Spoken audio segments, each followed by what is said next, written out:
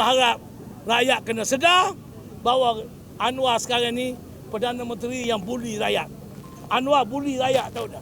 Anwar mempersendakan rakyat, tidak membela rakyat. Dulu macam-macam. Rekod dia tak payah saya sebutlah. Penuh dah dalam video kita tengok yang dimuat naik, yang diupload oleh macam-macam pihak mengenai dengan ucapan-ucapan dulu. Dia rasa tak malu ke? Muka cengih. Dia bercakap, saya belum jadi Perdana Menteri. Saya ada formula. Betul-betul macam muka kucing tu tak? Muka kucing pun tak macam tu. Saya dia ingatkan betul, saya ingatkan dia serius. Saya ingatkan dia ikhlas. Sekarang ni, kalau dia kata tak boleh nak turun harga dengan kif perang di Teluk, dia Selat Hormuz pun kapal Malaysia free.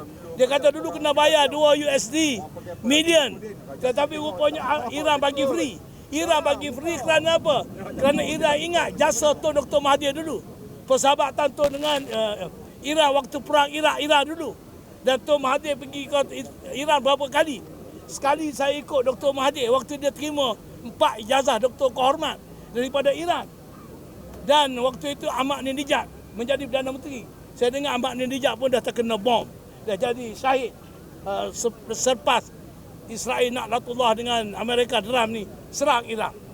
Jadi oleh kerana itu, kalau Anwar rasakan susah kerana perang Teluk, letak jawatan. Letak jawatan kalau tak boleh buat. Kalau tak boleh buat, kalau tak boleh buat, letak jawatan. Bagi orang lain. Tak ada masalah.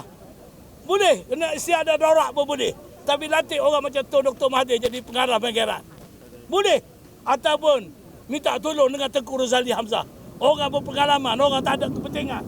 Macam mana dia boleh handle, dia selesaikan masalah minyak ni. Anwar dia bergantung kepada IMF, International Monetary Fund, World Bank.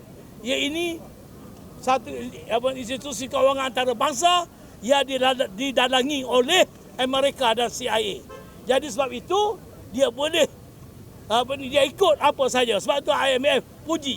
Sebenarnya subsidi hak rakyat, tetapi subsidi ditarik atas kehendak dan keputusan IMF. So ini tuan-tuan dah kena tahu, pihak media sosial kena tolong sebarkan berita ni. Kita kena educate rakyat supaya rakyat faham mengenai apa yang sedang berlaku ini.